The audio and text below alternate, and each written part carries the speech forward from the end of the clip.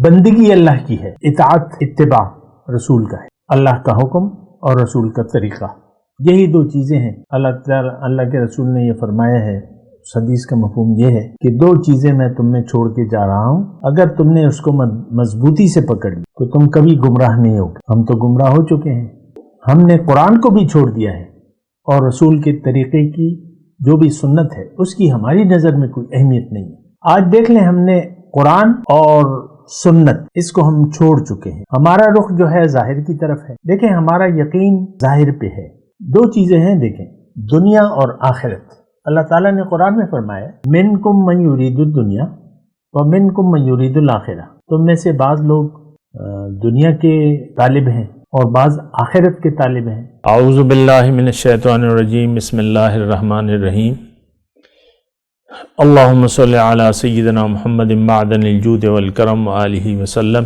سامعین و ناظرین اکرام، السلام علیکم ورحمۃ اللہ وبرکاتہ۔ آج کا ہمارا موضوع یہ ہے کہ اسلام کے تقاضے۔ گزشتہ جو سبق تھا ہمارا، جو موضوع تھا وہ یہ تھا کہ اسلام کیا ہے۔ تو میں نے آپ کو اس سوال کا جواب یہ دیا تھا کہ یہ دراصل ایک ایگریمنٹ ہے جو انسان اپنے اللہ سے کرتا ہے، اور جیسے کہ قرآن میں آیت ہے کہ ان اللہ اشتری من المؤمنین انفسہم واموالہم بان لہم الجنہ۔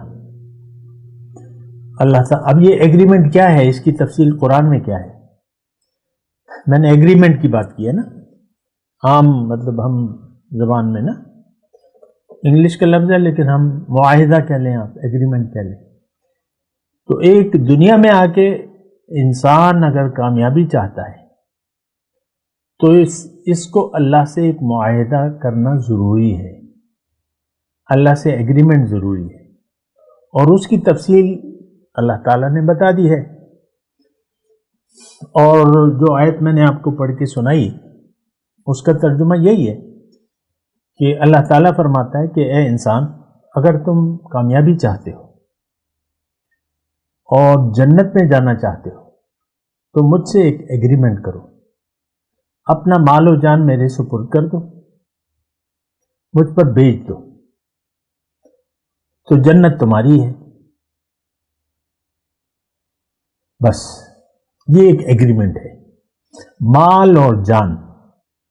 ان اللہ اشتری من المؤمنین انفسہم واموالہم بان لہم الجنہ۔ تو مال اور جان اگر آپ نے بیچ دیا تو جنت آپ کی ہے، بہت آسان بات ہے۔ اب اس کا مطلب کیا ہے؟ وہ آج کا جو ہمارے موضوع ہے نا کہ اسلام کے تقاضے۔ اب دیکھیں، اس میں کوئی زیادہ پیچیدگی نہیں ہے۔ انسان کو اللہ تعالیٰ نے مال اور جان، یعنی وقت، جان کا مطلب جو بھی جسمانی آپ کی قوتیں ہیں، جو مال ہے وہ ظاہر ہے اللہ تعالیٰ کا دیا ہوا ہے، جس کے پاس جو بھی ہے۔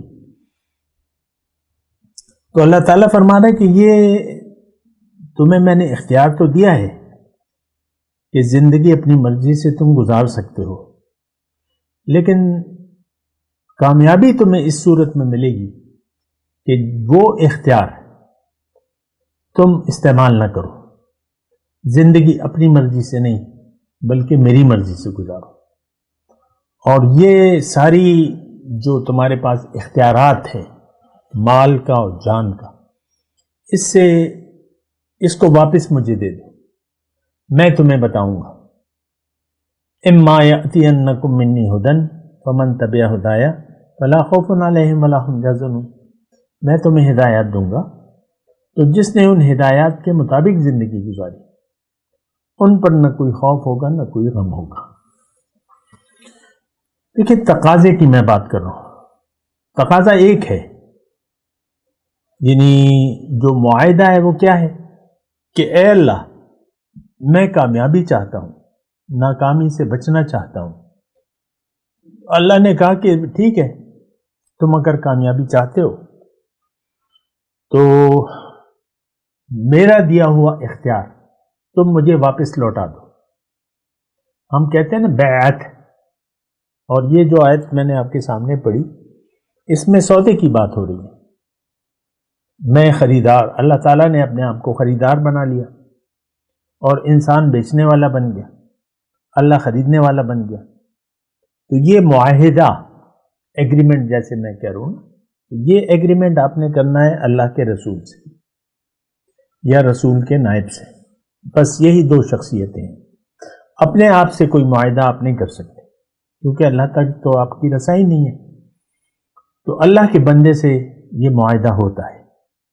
اللہ کے یعنی آپ دیکھیں کہ سورہ فتح میں یہ آیت ہے کہ ان الذین یبایعونک انما هم یبایعون اللہ۔ اللہ تعالیٰ فرماتا ہے کہ اے نبی، آپ سے جو لوگ بیعت کرتے ہیں وہ دراصل اللہ سے بیعت کر رہے ہیں، اللہ سے ایگریمنٹ کر رہے ہیں۔ ایگریمنٹ بندے کا اللہ سے ہوتا ہے، رسول بیچ میں واسطہ ہوتا ہے۔ ید اللہ فوق ایدیہم، اے رسول آپ کے ہاتھ کے اوپر،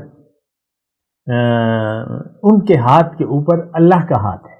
ید اللہ کا ہاتھ ہے، بین ایدیہم، فوق ایدیہم، یا جو بھی ہے۔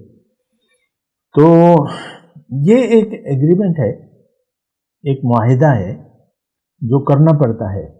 اگر کوئی اس معاہدے کو پورا نہیں کرے گا، بیعت کر لے پھر بیعت کے تقاضے پورے نہ کرے، اور وہ تقاضے میں نے آپ کو بتا رہا ہوں کہ آپ اپنی مرضی چھوڑ دیں، اللہ کی مرضی سے زندگی گزاریں، اللہ کا حکم اور رسول کا طریقہ، یہ ایک واضح بات ہے۔ بندگی اللہ کی ہے، اطاعت اتباع رسول کا ہے، اللہ کا حکم اور رسول کا طریقہ، یہی دو چیزیں ہیں۔ اللہ کے رسول نے یہ فرمایا ہے، اس حدیث کا مفہوم یہ ہے کہ دو چیزیں میں تم میں چھوڑ کے جا رہا ہوں، اگر تم نے اس کو مضبوطی سے پکڑ لیا تو تم کبھی گمراہ نہیں ہوگے۔ ہم تو گمراہ ہو چکے ہیں،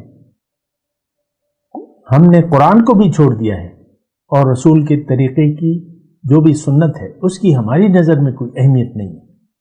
آج دیکھ لیں، ہم نے قرآن اور سنت اس کو ہم چھوڑ چکے ہیں، ہمارا رخ جو ہے ظاہر کی طرف ہے۔ دیکھیں، ہمارا یقین ظاہر پہ ہے۔ دو چیزیں ہیں، دیکھیں، دنیا اور آخرت۔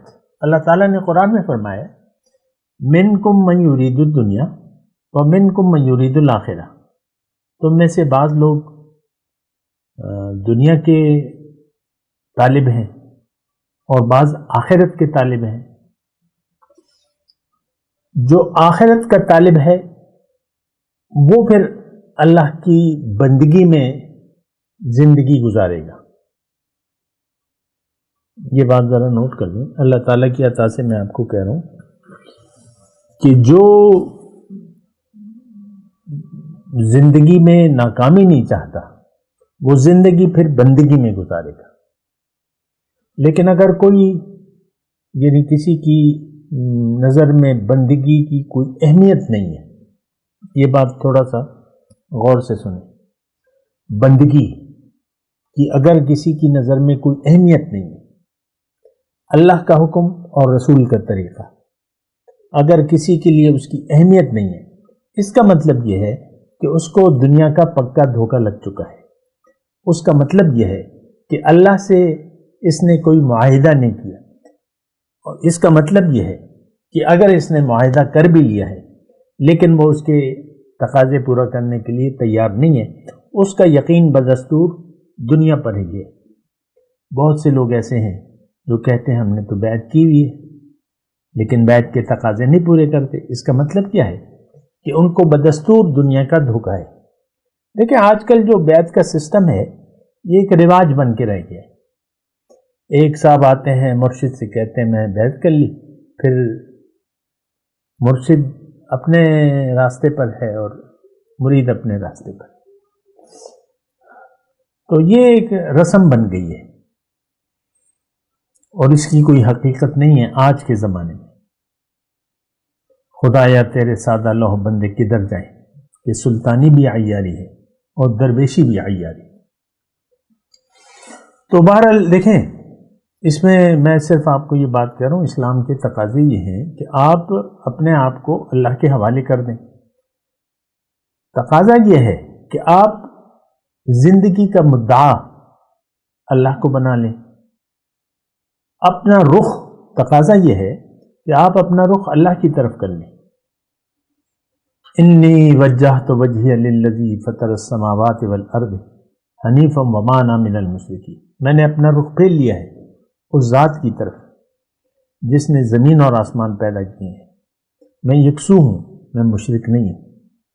بیعت کا تقاضا یہ ہے کہ زندگی آپ اللہ کے لیے خاص کر دیں اور اللہ کے لیے زندگی گزاریں، اللہ کی مرضی سے گزاریں، اپنی مرضی کو چھوڑ دیں، اللہ کی مرضی کو اختیار کر لیں۔ بات کرتے ہیں ایک وقفے کے بعد۔ وآخر دعوانا ان الحمدللہ رب العالمین۔